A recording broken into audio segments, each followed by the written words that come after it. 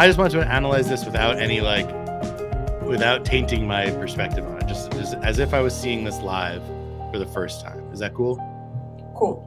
Okay. So I mean, I like the use of the bacon emoji up here. So in a Facebook ad, this makes sense. North Country Steakhouse, like all of this is relevant. Like, right, if someone's scrolling through Facebook feed, this all kind of is telegraphing to a meat lover. Like a vegetarian is already like, I'm out. No, thank you. So I like that. That's targeting with your creative. That's good stuff. Let's see. Oh, all right. My biggest problem here. You shared this somewhere already, right? I've seen this before. Yeah. Okay. Did I comment on it? I think if I didn't, I wanted to. You didn't, but Phil and the other guy from the membership gave me some really good advice about it. Okay. Would like your take as well. Yeah. Okay. Let me see. I thought I responded. I definitely saw. Okay. So, all right. You can share your context now. Now that I've seen this, I get it. I like this.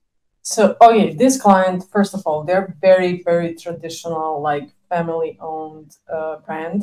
Yeah. They're not huge on e-commerce. So we're only spending like $2K a month on ads. Okay. So that's first. Second, I am not the one who's shooting content. The way I built this, because the majority of the feedback I got from Phil and the membership was around how the content was shoot initially, and how I actually build this is I basically recycle from their organic content. So they have a creator who pays for, and they give me those reels, which are mostly recipes. How do you say? Is it recipes or recipes? I never know. It must be recipes. Recipe. Right? Recipe. Okay. Sure. And that's how I build this. So I cannot get their, unedited files, raw files from their shoots. I cannot shoot the content myself. It's far to ship to where I am. Right. Yeah, I understand that. Sure. That's the position where I'm at. Okay. So how many, I mean, like, the biggest thing to me is just how short this is. Like, that's the biggest concern. Like, not even concern. Like, let me just play this again. Can you hear the audio if I put the audio on? Can you hear this?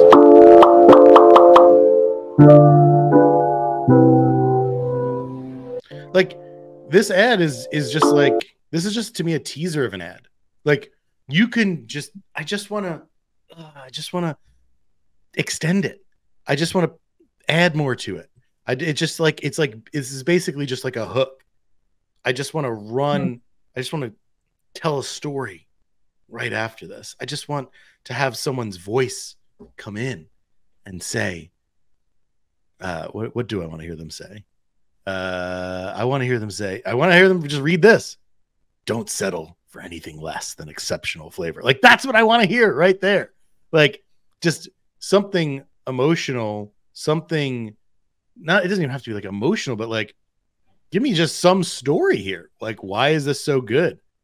Anything. And, or can you, tack on other clips that you have, even if you don't have I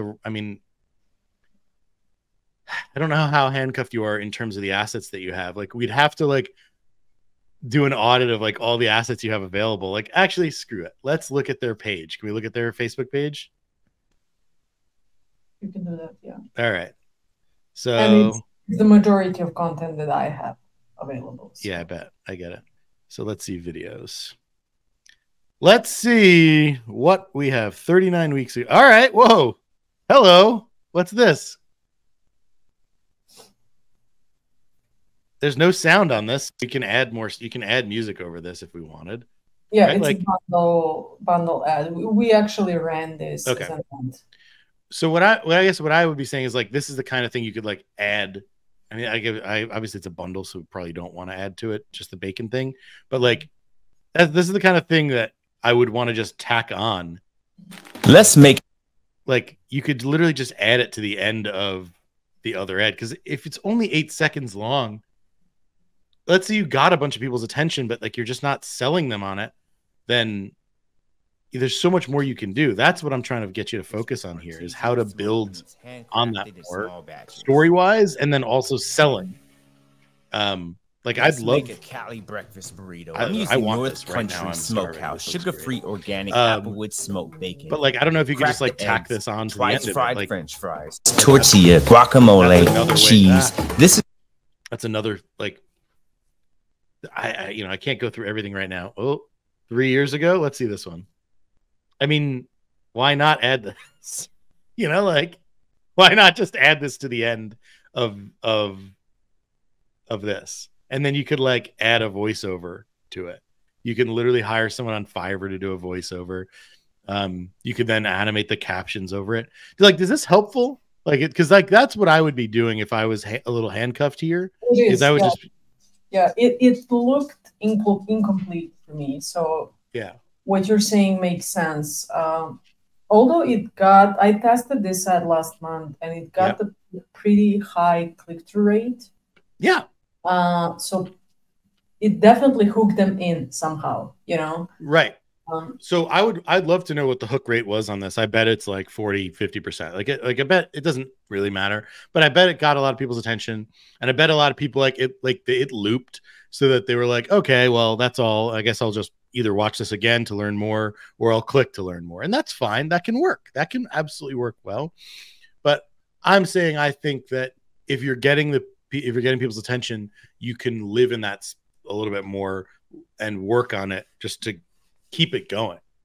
That's what I would try and find, is ways to like extend that story. Because I would basically just call this a pretty decent hook, and it needs more. I was not gonna make the pun. This is not a pun. No pun intended. This needs more meat to the ad. Got it. So yeah, that's what I play with. Like, go through other assets. What can you just literally stitch on here? Just assume people are going to keep watching it, even if it's not fully related. Like, what is another thing you could append to this? And then also, like, can you, I said, you said you can't like send it to yourself, but like, could you work with other creators to send them product, low budget, like, or, maybe dedicate some real budget to it, or work with, shout out Matthew Gattosi. He might be, I don't know if he'd be expensive for this, but like someone like him or him. I mean, I love Matthew, to shoot something for this. That's what I would be thinking about, but it's also really hard to justify it when you're only spending $2,000 a month. Like, how can you justify spending $2,000 on the creative? But it's a bit of a chicken and egg there also. So, but this is bacon. So I just made another, no pun intended, food reference right there. I swear I wasn't trying. The overall like thing you're doing with, did you do this? The overlay with these like pop-up overlays with the comments. Did you do that, or did they do that? Yeah, my designer. I mean, that's really good. Anyone watching this should actually think about doing that and recreating that. Yeah. I want to play this again, just from an audio standpoint. Just I want you to listen to the music, the tone, the vibe of the music, and then like really think about how jarring the feeling of the pops is.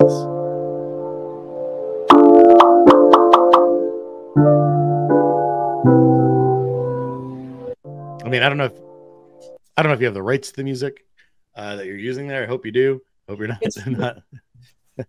Okay. But like, yeah, the overall, like the feeling of it, it doesn't feel like hyper polished. It doesn't look like super professional, but it feels authentic. It feels good. I think there's a lot to it. I think overall that's a good premise, and you should just, I think it just needs to be built. It needs to be built on way more. And I intentionally left those screenshots, in different shapes. Like, I literally randomly grabbed them from, screenshotting them from the comments, so they look native. I think I applaud you for doing that, and for not spending the time, energy, and resources trying to resize them to all be uniform or align them to all be straight or whatever it is. So many people, like, they're just like, I don't know if it's their OCD or just their like marketing training or bias, whatever kicks in, and they're like, oh yeah, we got to make these all the same size. It's unprofessional if we don't. And it's like, unprofessional. Like, this is what people want to see. You know, this is real. This is authentic.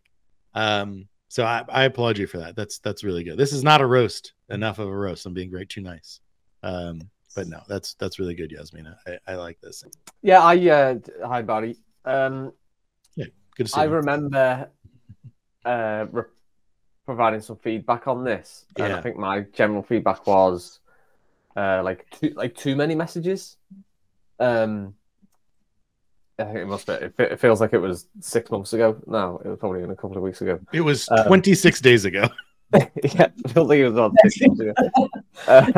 It's been a tough July. If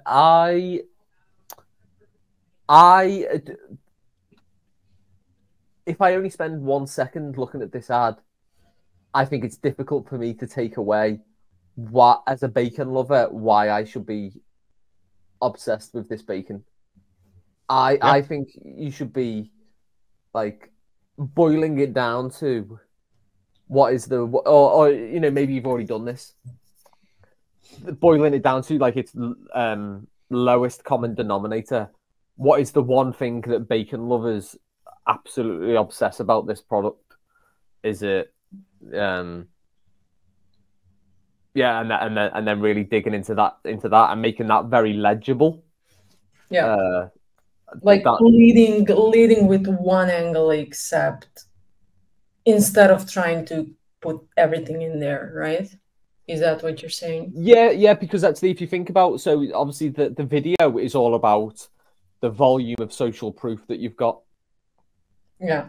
And the ad copy, even though like ad copy and headline, can you just scroll down? What's the headline on it? Is it, delivered right to your door? So actually, you know, playing devil's advocate, the ad copy, the message of the video isn't necessarily the fact that it's delivered to your door or that it's exceptional flavor.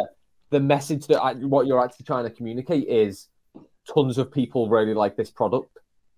And if you're going with that, then I think you should make that very loud and be, you know, like, you know, however many reviews, is it sold in certain shops? Have you delivered, loved by over 20,000 bacon lovers? Good call. Like, I think that's the message that you've kind of gone with. If it's about flavor and taste, then I don't think you should be speaking about customer reviews. I think that's where and all of my feedback there is based on what we're seeing work well over the past like couple of months, which is, you know, boiled down messaging where there's no room for the audience to go wrong. You know, I'd hope that I could say to an audience, what is this ad about? And most of the time they'd get it right. Like, I'd hope that, yeah. I appreciate, Phil, you did definitely more than I did, and apparently you love bacon more than I do, which is not saying that's not saying I don't. Bacon is fine to me, but this really, you made a lot of good points here. I didn't perhaps like get as critical as I could about like this could be. I mean, this is the feedback I give to so many ads. You could swap in any other brand, and this whole ad is still valid for them, and that's a little bit problematic, right? Actually, arguably very problematic. So that's the whole layer, Phil, that you just unearthed for me about this is just like literally this could say anything here. I mean, this line, don't settle for anything less than exceptional flavor, could be for any product. Switch the emoji, could be an orange, you know, like could be anything. So, and then like, yeah, most bacon is rich, wood smoked, artisan. Like a lot of bacons are going to say that. And a lot of people are going to put bacon on their breakfast burgers, or, you know, smoky goodness their favorite. Like, sure, Phil, you've completely unlocked this for me now. Like that's like, this is kind of too generic. I think from a visual standpoint, what's funny is like, I'm not sure who you're up against. I mean this, and I'll kind of disagree with Phil on this one. Like, this might be the bar might be this easy, honestly. Like, I forget who I was talking to recently. I was talking to someone about like their competitor, basically the big player in the space is some mega conglomerate corporate thing who definitely isn't making any sort of authentic looking content or ads, right? So just by doing that alone, you are being more relevant to the audience and giving them something that they're not getting, something that they want, and something that they'll probably just click and buy right now because it's probably not that expensive and it's extremely unambiguous what they're selling. So, and they're maybe even just hungry, and now you've just made them hungrier, and they're just like, how do I get this in my belly as quick as possible? So I could say both. I could argue both that like this isn't specific enough to this brand, to this product, like the copy, the visuals, it's not really unique. But also, I could argue this might just be more than enough to get the job done and be profitable. But if the goal is to improve it, then yeah, I would agree. Try and find ways to make this make more sense to bacon lovers and also to just bacon shoppers. Like that, make it more unique. Maybe just, you could also maybe do that through more storytelling. Phil, I don't know. I want to know your perspective on that. Is like, sometimes I see that differentiation just work, even though there is no difference in the quality of the product from A versus B, brand A versus brand B. So you have to do it via story and via painting a picture. I don't know if you have a feeling on that. Yeah, I agree. I've talked about it a couple of times over the past couple of weeks around, tapping into all different types of creative, and the risk with not doing that is you leave that format of creative open for competitors to reach that audience. So by not doing like reels sized ads, that placement is now wide open for your competitors to serve your audience in that placement. If they're tapping through stories and you're not creating stories ad, then your competitors are going to be serving your audiences in there.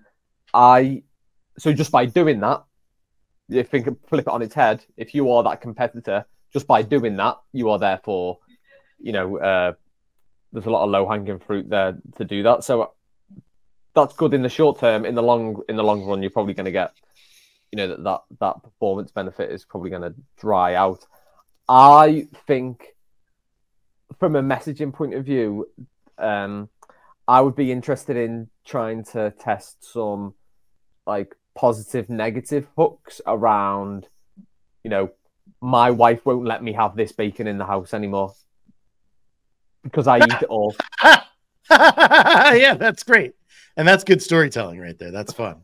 Or, this bacon has ruined other bacon for me.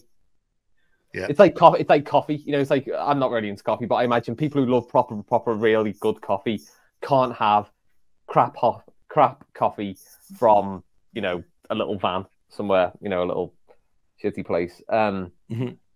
So I would try and tack into that, because obviously bacon, it's not the healthiest product, so it is a bit of a it's like a, you could call it like a guilty pleasure. So I would try and tap into that playfulness of it, that this is something that you're supposed to really, really, really, really like. You're not buying this product because of, it's not like bone broth or something, or like, greens. You're not buying it because of the life-changing benefit that it might bring you. You're buying this because you really fucking love to eat bacon. So I would tap into that. It's like, this product is supposed to bring you joy, and I would treat your ads and messaging with that, and I would treat your brand as, we are the brand that, in a world of crap and people telling you to improve yourself, we are the brand and the product that is just saying, just make some nice bacon and eat it.